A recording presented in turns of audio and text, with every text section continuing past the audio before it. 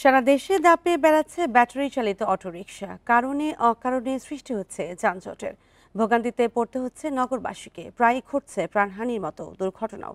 এছাড়াও ব্যাটারি চার্জের জন্য ব্যবহার হয় অবৈধ বিদ্যুৎ লাইন, এতে বাড়ছে লোডশেডিং। আর এ নিয়ে আরো জানাতে লক্ষ্মীপুর ও নওগাঁ থেকে যুক্ত হচ্ছেন সহকর্মীরা। প্রথমে লক্ষ্মীপুর থেকে জানাবেন সহকর্মী আব্বাস হোসেন।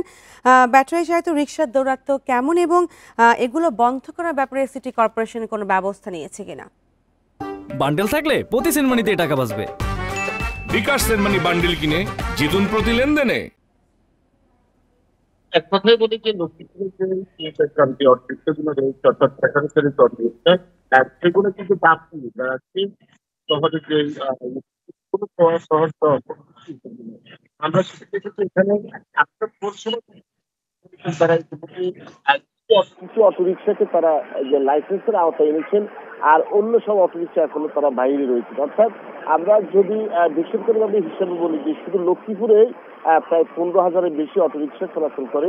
এই অটোরিকশার কারণে একদিকে মানুষের যানজট দুর্ভোগ সৃষ্টি হয়, অন্যদিকে প্রায় দুর্ঘটনা গত 6 মাসে প্রায় লক্ষ্মীপুরে অটোরিকশার সাথে বিভিন্ন পরিবহনের সংঘর্ষে প্রায় 10 জন মারা গেছে এবং আহত হয়েছে 100 বেশি, এমনকি আমরা তথ্য পেয়েছি পুলিশের পক্ষ থেকে। এর বাইরেও কিন্তু আমরা যেটা দেখেছি যে প্রত্যেকটি অটোরিকশায় কিন্তু বিভিন্ন ধরনের বৈদ্যুতিক যে চার্জ লাগে, সেখানে কিন্তু ভাড়ায় কিন্তু অটোরিকশাগুলো পরিচালিত হয়। অর্থাৎ সন্ধ্যা 6টা থেকে সকাল 6টা পর্যন্ত প্রত্যেকটি অটোরিকশায় যে কারখানায় তারা চার্জ দেয়, সেখানে 130 টাকা করে দিতে হয়।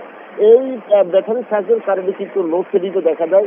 আমরা দেখেছি প্রচুর পরিমাণ যে অটোরিকশায় কিন্তু চার্জ লাগে, সেই কারণে ঘন ঘন লোডশেডিং হয়, এমনকি বিদ্যুৎ অফিস কর্তৃপক্ষ আমাদেরকে জানিয়েছে। তবে আমরা এই বিষয়ে এখানকার যে স্থানীয় যে জনসাধারণ তাদের সাথে কথা বলেছি, তারা যেটি জানিয়েছেন দ্রুত এই অটোরিকশার বিরুদ্ধে ব্যবস্থা না নিলে সামনে আরো ভয়াবহতা আকার ধারণ করবে, সড়ক দুর্ঘটনা বাড়বে, লোডশেডিং বাড়বে। পাশাপাশি যে অদক্ষ চালক, আসলে যারা এই অটোরিকশা চালায় এদের বেশিরভাগই বিভিন্ন সময় ইটভাটার বা বিভিন্ন কারখানায় তারা শ্রমিকের কাজ করছেন। এই শ্রমিকের কাজ করার পরে তারা কিন্তু হঠাৎ করে সড়কে তারা উঠে এই যে অটোরিকশা গুলো চালান। আসলে তাদের কোনো প্রশিক্ষণ নাই।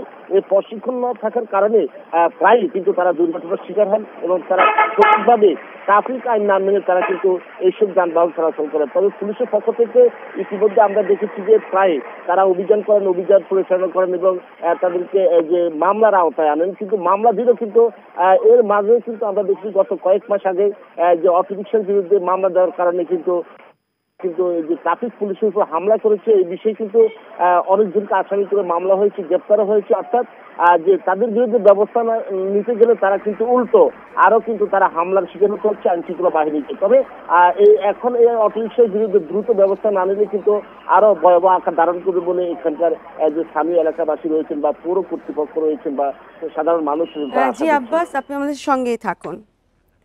আমরা এবার যাচ্ছি নওগাঁ থেকে যুক্ত হচ্ছেন সহকর্মী সাদেকুল ইসলাম। সাদেকুল, অটোরিকশা ব্যাটারি চার্জের জন্য ব্যবহার হচ্ছে অবৈধ বিদ্যুৎ লাইন, সে বিষয়ে কর্তৃপক্ষ কোনো ব্যবস্থা নিয়েছে কিনা, কি বলছেন তারা?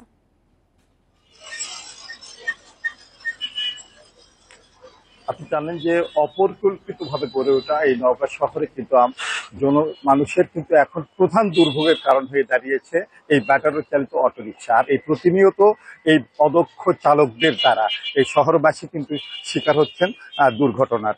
আপনি জানেন যে নওগাঁ শহরে আপনার প্রায় 15 লক্ষ মানুষের বসবাস। এখানে আপনার একটি মাত্র প্রধান সড়ক দিয়ে কিন্তু যানবাহন চলাচল করে এবং এই শহরে ধারণ ক্ষমতা মাত্র 2 থেকে 3 হাজার রিক্সার। সেখানে পৌরসভা থেকে আপনার লাইসেন্স দেওয়া আছে 5,000 ব্যাটারি চালিত অটোরিকশার, কিন্তু প্রকৃতপক্ষে এখানে প্রতিদিন যাতায়াত করে বা চলাচল করে 25 থেকে 30 হাজার অটোরিকশা। যে কারণে আপনি ধরেন যে আমরা যদি তাজের মোড় থেকে আপনার শহরের মুক্তির মোড়, যেখানে 3 মিনিটের রাস্তা, সেখানে যদি আমরা যেতে চাই যানজটের কারণে সেখানে 20 থেকে 25 মিনিট সময় লাগে।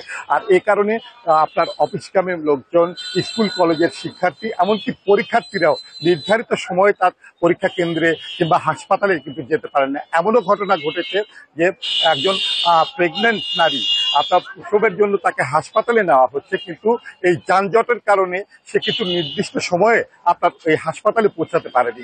এখানে আপনাকে একটি তথ্য দিয়ে রাখি যে এই বিষয়টি নিয়ে প্রতিনিয়ত কিন্তু জেলা সমন্বয় কমিটিতে আলোচনা হয়, সিদ্ধান্ত হয় যে এবারে এইভাবে যানজট নিরসন করা হবে, এইভাবে করা হবে, কিন্তু মূলত আমরা দেখেছি কোনো সিদ্ধান্তই কিন্তু জেলা প্রশাসন কার্যকর করতে পারেনি।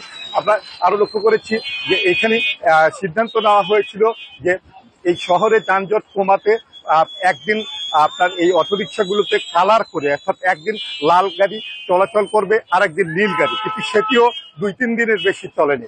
মূলত এটি মানে প্রশাসন সিদ্ধান্ত নিলেও এটি কিন্তু রাজনৈতিক সিদ্ধান্তের অভাবে কিন্তু এটি কখনোই কার্যকর করা যায়নি।